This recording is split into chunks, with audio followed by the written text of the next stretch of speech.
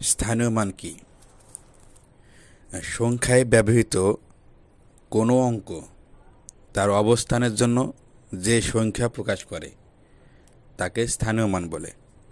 অর্থাৎ পাশাপাশি অবস্থিত কয়েকটি অঙ্ক তার অবস্থানের জন্য যে সংখ্যা প্রকাশ করে ওই সংখ্যাকে ওই অঙ্কের স্থানীয় মান বলে।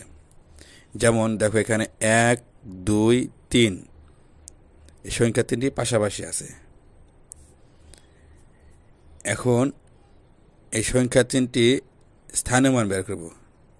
তাহলে কীভাবে? দেখো, আমরা প্রথমে ডান দিক থেকে হিসাব করব। তাহলে ডানে কি আছে? 3। তাহলে 3 হচ্ছে একক। তারপরে কি আছে? 2। 2 হচ্ছে দশক। এরপরে কি আছে? 1। 1 হচ্ছে শতক। অর্থাৎ এখানে আছে 1 শত 2, 10, 3, 23। তাহলে আমরা কিছু স্থানীয় মান লিখি। দেখো, এখানে কি আছে?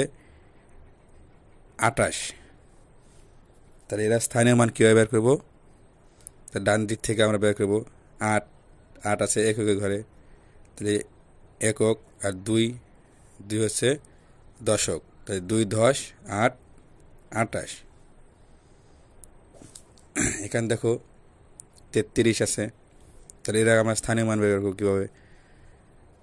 তাহলে ডান দিক থেকে আমরা বের করবো। তো ডানে কি আছে? 3। 3 হচ্ছে একক।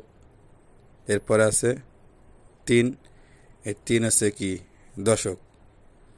3, 10, 3, 33। দেখো, এরপরে আছে 47। স্থানীয় মান আমরা কীভাবে বের করবো? ডান দিক থেকে ডানে কি আছে? 7। 7 হবে একক ঘরে। আর তারপরে কি আছে? 4। 4 হবে দশকের ঘরে। 4, 10, 7, 47। তো এখানে আছে 19। তাহলে 9 আছে একক ঘরে। তাহলে 9 একক। আর 1 হচ্ছে দশকের ঘরে।